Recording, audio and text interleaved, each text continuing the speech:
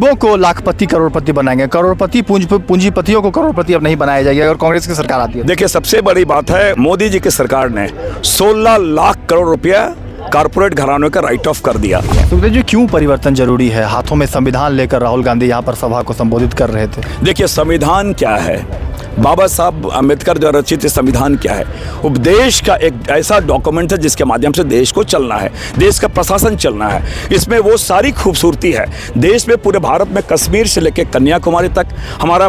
सुखदेव भगत को क्यों यहाँ की जनता चुने, भाजपा को क्यों नहीं? क्योंकि भाजपा को कई बार मौका दे चुकी है जनता यहाँ की। क्या लगता है, क्या कुछ मुद्दे हैं जिस पर भाजपा अब तक काम यहाँ पर नहीं कर पाए? जस की तस समस्या है। मैं समझता हूँ अगर दरिया दिली होगी क्या कहा कि भाजपा से अब काम की अपेक्षा करते हैं क्या?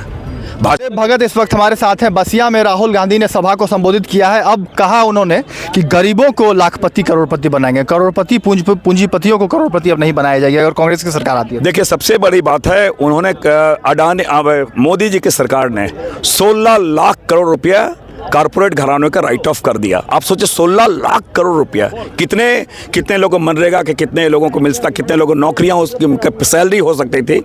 उन्होंने कैलकुलेट किया पूरा देश के, और कितने बीपीएल फैमिली कितने हैं और कितने जितने हाउस होल्ड है, उस हाउस होल्ड में उन्होंने कहा कि जो बीपीएल फैमिली है उनके, और जो गरीब लोग हैं, केवल बीपीएल नहीं गरीब लोग हैं, उनके जो सीनियर मोस्ट में हमारी दीदी हैं या माता हैं, उनको 1 लाख रुपये सालाना, मतलब 8,500 रुपये वो महीना देने का उन्होंने वायदे किया। साथ ही साथ युवाओं को, जो बेरोजगार युवक है, उनको उनके अप्रेंटिसशिप के लिए 1 लाख रुपये सालाना वो देंगे। उन्होंने हर वो चीज़ों को टच किया जो उनके दिल से निकली है, चाहे महिलाओं के बारे में बात करें, युवाओं के बात कर गए। और ये क्योंकि संसदीय क्षेत्र आदिवासियों का क्षेत्र, आदिवासी का रिजर्व सीट है, उन्होंने सरना धर्मकोड की बात की है, जल जंगल जमीन की बात की है, यहाँ के मूल निवासी क्या है, बनवासी वर्सेस उन्होंने आदिवासियों की बात की। मैं समझता हूँ कि बहुत ही कोर ऑफ द हार्ट उन्होंने अपनी बातों को रखा है, और ये हम निश्चित रूप से राहुल गांधी जिन बातों करता है वो 100% सही होता, जुमले नहीं होते, मोदी जी की तरह जुमले नहीं होती हैं। सुखदेव जी, क्यों परिवर्तन जरूरी है? हाथों में संविधान लेकर राहुल गांधी यहाँ पर सभा को संबोधित कर रहे थे।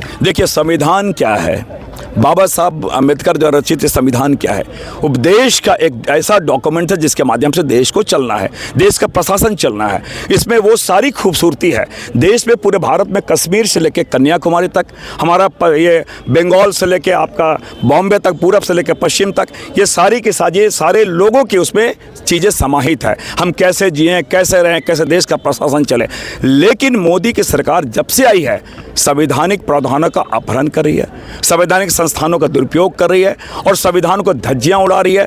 और जिस प्रकार जातीय संघर्ष यहाँ पर हो रहे हैं, तो महत्वपूर्ण चीज़ है, देश बचाने के लिए संविधान बचाना जरूरी है, जिसके माध्यम से, उस कानून के माध्यम से हमें देश को बचाना है। इसलिए उन्होंने संविधान की उन्होंने बात की। से सुखदेव भगत को क्यों यहाँ की जनता चुने, भाजपा को क्यों नहीं? क्योंकि भाजपा को कई बार मौका दे चुकी है जनता यहाँ की। क्या लगता है, क्या कुछ मुद्दे हैं जिस पर भाजपा अब तक काम यहाँ पर नहीं कर पाए? जस की तस समस्या है। मैं समझता हूँ अगर दरिया दिली होगी क्या कहा कि भाजपा से अब काम की अपेक्षा करते हैं क्या?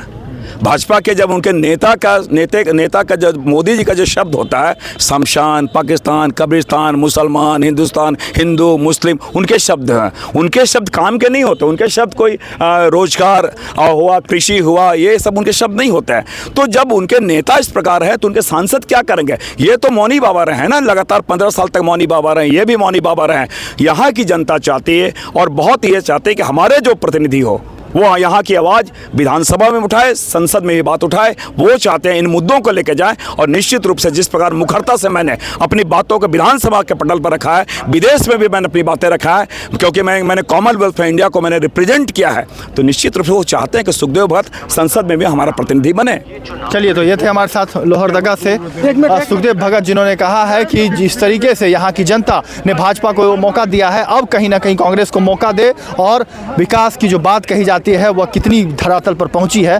और जिस तरीके से राहुल गांधी ने सभा को संबोधित करके कहा है कि अब लाखों रुपया जो है युवाओं को बांटा जाएगा, महिलाओं को बांटा जाएगा, किस तरीके से यह वायदे जो आने वाले दिनों में पूरे होते हैं। हालांकि सरकार जो है जरूर चुनाव में जो वायदे जरूर करते हैं, लेकिन पूरे कितने होंगे यह वक्त आने वाला बतलाएगा। क्योंकि 13 मई को चुनाव होना है। लोहरदगा, खूंटी, सिंहभूम, पलामू, इन 4 सीटों पर चौथे चरण में झारखंड में चुनाव होने हैं। और चुनाव में जनता का क्या कुछ रुझान है, क्योंकि अभी आज पहला जो कार्यक्रम आप कह सकते हैं चुनावी कार्यक्रम राहुल गांधी का था।